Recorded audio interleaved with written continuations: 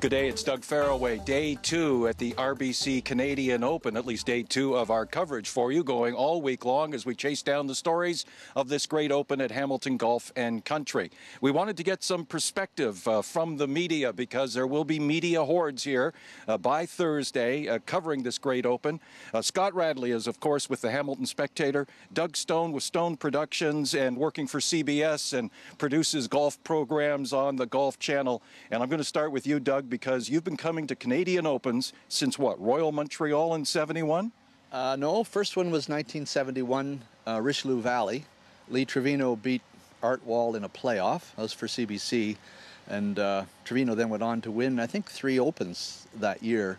So that was the first, and this hobby I've had, never my real job, just my passion, has taken me many places. Pretty well all over the world doing golf, so it's been a great experience, and Canadian Open is always a highlight for me, obviously. And in those days, it was considered the 5th Open. It had quite the status on the tour. And Lee Trevino, when he pulled that triple off, that was the U.S., the Open, and the Canadian Open, was it not? And there haven't been too many people who've pulled off the triple. No, that hasn't happened before.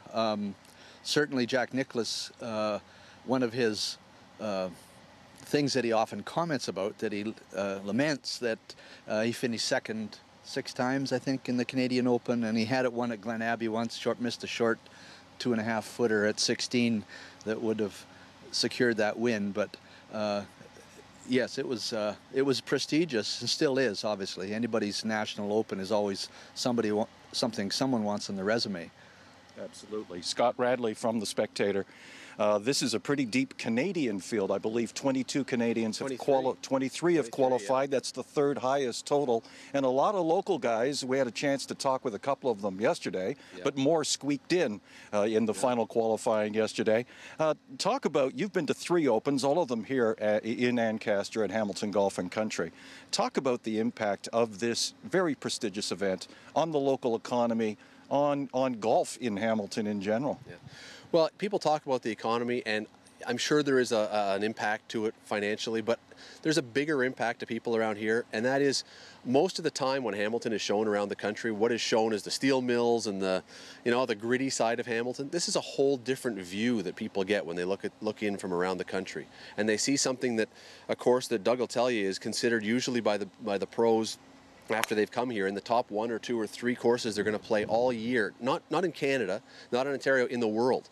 And we have something here that most people, of course, aren't going to be members, most people aren't going to play here, but they can see that we have a course, we have something here that is competitive and equal and better than anywhere else. And that's something we often are very self-deprecating and look down on what we have here. This is something that we can be proud of. And even if you're not a member here, we can be proud that to show this part of the city, this part of the community to the rest of the country. And I think that does more in some cases than the economic boost. It's a pride thing. It's something that can boost our confidence in this city, which we don't do often enough. Well, Doug, you've seen a lot of the great courses in this country.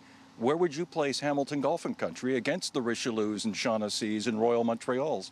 Well, I would follow similarly. The players ranked this course the 2nd best on tour when they played it. So the players are the defining individuals in regards to, they know better than me or anyone really. So when the Canadian Open was here last, it was ranked 2nd that year on the entire PGA Tour circuit. So that speaks for itself, and I think this course has only improved. I think the weather has been spectacular, and the condition of the golf course at this point looks wonderful. It's going to reward the best player. It's a shot maker's golf course. And for the record, that the first course, if I'm correct, was Augusta. Which was the top one on tour. So, I mean, you're in some pretty elite company when you're sitting only behind where the Masters is played. I'll ask this question of both of you. I get the sense that Bill Paul and his hard work, the field is getting deeper and deeper, especially when it's Hamilton Golf and Country, because the word spreads through the clubhouse. And we have an Ernie Els coming this year. Ernie's never played here before, and here's the Open champ coming to Hamilton. It doesn't get better than that. No, and I mean, listen, Bill has some horseshoes in his jock, because honestly, Ernie Els was going to be a huge draw here no matter what. He hasn't been here. He's a popular guy on tour. And for him then to win the British Open the weekend before, was fantastic for them, because it just increases so much the draw that he is. You had Webb Simpson coming, who was the U.S. Open champion. He's having a baby. He should be home with his wife having a baby. I mean, no one blames him for that. But you're right. It is a tough draw. It's a tough field to get, because it is right after the British Open, and it's right before a few other big tournaments. And so some guys will look at this as a week to get a break. But as Doug says, this course is a draw. If there's some guys who are teetering on the edge of whether or not they want to come, Hamilton Golf and Country Club is often the deciding factor for them to choose to come. Let me ask, okay, go ahead. Yeah, I think as well, there needs to be great credit given to RBC, because not only are they putting up, obviously, title sponsor for this, but they've made a huge commitment to golf. They sponsor 2 events now on the PGA Tour, and they have a stable of players that guarantee, within a contract, obviously, that the field is going to be strong. So I don't think we can say enough about RBC, because without that, someone writing that check, you know, it's a difficult thing for Golf Canada and whatnot. So I think great kudos to RBC. They've made a commitment to golf. They see the economic benefits and the type of individuals that are playing golf and attending golf courses. So they need great kudos as well. Doug Stone, working for CBS Sports this week. I want to get one of those caps. And Scott Radley, Hamilton Spectator. Gentlemen, thank you. Thank you, Doug.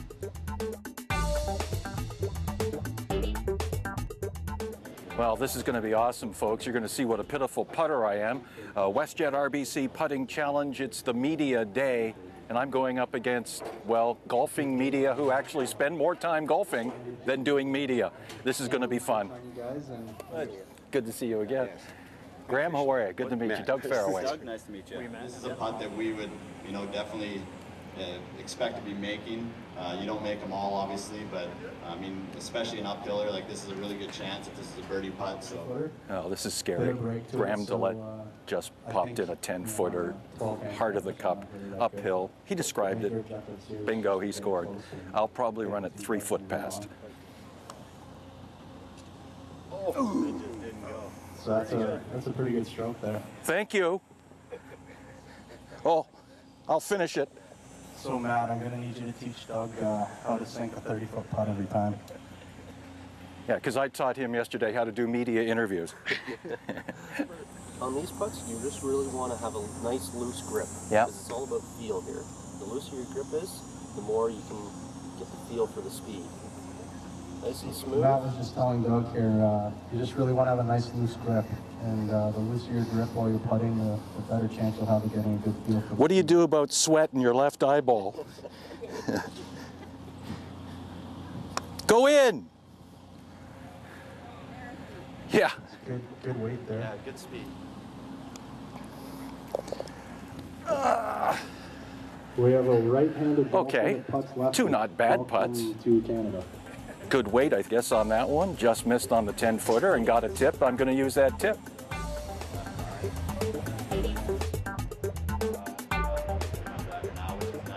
Well, I got some great tips from Graham Dillette. I think, outputted the rest of the media. Of course, there were only 3 of us, so that was probably pretty easy to do.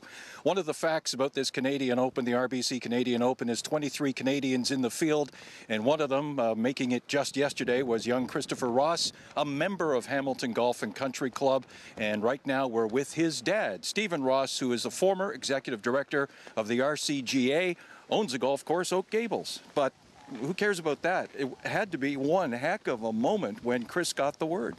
Yeah, it was a very happy moment, not only for Oak Gables, but also for members of Hamilton Golf Club. I mean, we've been here as members for 30-plus years, and so he's grown up here. And there are a lot of people volunteering here this week that the message went around the property very quickly yesterday. It was a pretty happy moment for a lot of people. He's deserving because he's been close in the qualifying and he got the word, and I guess there was a special request that if there is an opening, and an opening did appear yesterday, but could Chris make the field? And as you said, I get the word just went around here faster than a radio interview, perhaps. Faster than your radio interview. I told you that a little earlier, and it's absolutely true. And I'll tell you, that faces, the high fives, I mean, the people here were ecstatic.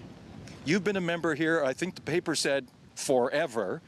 And here's the third Canadian Open in the last decade. As a member of Hamilton Golf and Country, and you're sitting on and chairing numerous committees here putting on this Open, you've got to be very proud as a golfer and a Hamiltonian and et cetera, et cetera. Yeah, the Canadian Open helps us here at Hamilton showcase our club. It is a great club. And it's a well-kept secret, except for the last 10 years. Mm-hmm. And we've opened the doors to people around the world now who recognize Hamilton Golf Club as the premier golf club that it is. A very proud father, Stephen Ross. Thank you, sir, for this. Thanks, Doug.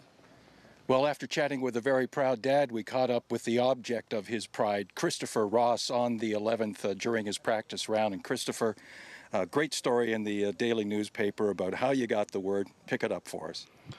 Well, I wasn't playing my best, but I was still in contention, and I made a great 2-putt on the 9th hole, and my brother came up and gave me a hug, and honest to God, I thought it was a pity hug.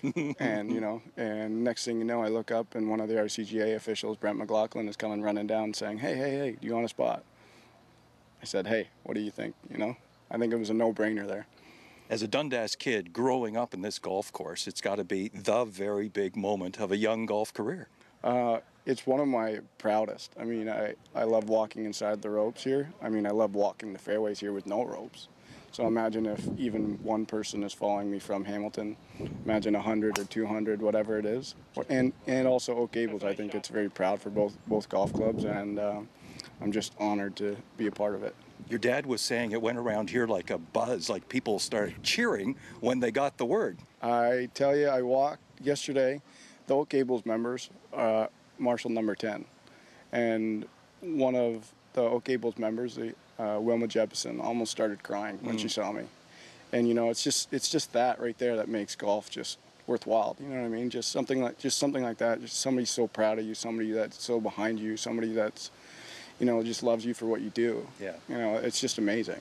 So you played 36 rounds, 5 days a week on this course. What the heck are you doing practicing?